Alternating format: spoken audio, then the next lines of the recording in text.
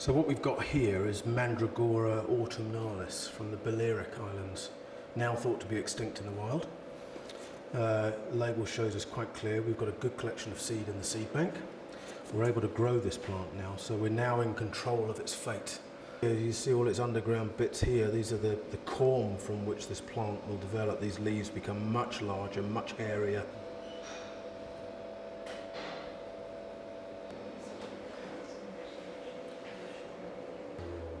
Any reference to the same bushel. So this was a big international group. 1 in 5 plant species on the planet are in danger of extinction. They're under threat, 1 in 5. And the biggest threat is man's expansion.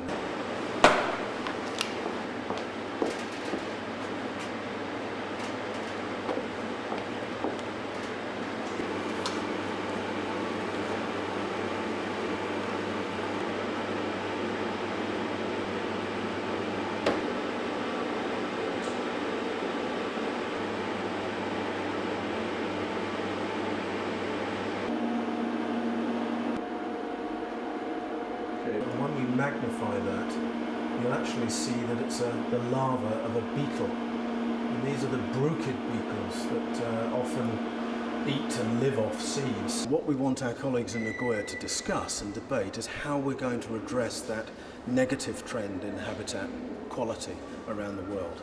If we could control this, then, or reach certain targets whereby we can demonstrate a reduction in the loss of biodiversity. This is what we're all about. We can provide the technical solution to repair and to give options for the future, to give us a little bit of time.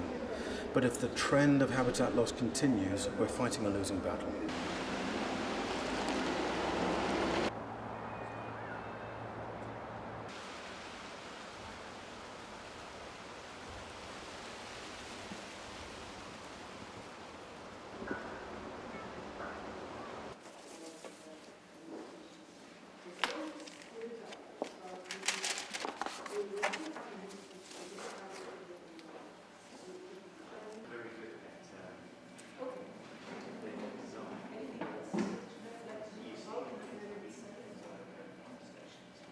It's essential that we get a really clear decision to allocate more resources to biodiversity conservation now. A decade or two from now, it'll be something that's too late. Probably only regenerating shade, and once the forest is gone, the shade is gone, it can't regenerate. And finally we have this bromus, a grass, which is already extinct in its native range, but we're fortunate that we have it in cultivation. So while it no longer occurs in its native range, we have it alive here in the garden at Kew. I had to swap it too. We rely on plants more than we realise. We rely on them for the food we eat, the air we breathe, the services that the ecosystem gives us, the water, the stability of our climate, all relies directly on plants. In many developing countries, most of the medicines are directly derived from plants. So our dependence on plants is absolute. We could not survive without plants. Now you might say we don't need every single plant, but the truth is we don't know which are the essential ones, the keystone ones that hold ecosystems together. So we need to keep them all. We really can't afford to say we'll lose 1 in 5 and risk losing something that later turns out to be a major loss.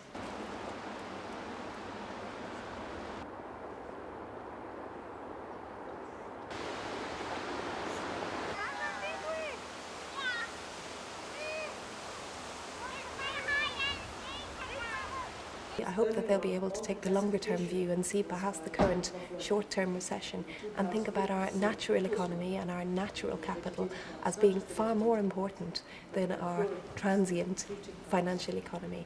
This is a once-only chance. We can't blow this and then fix it again with a little bit of quantitative easing. We have to fix this now.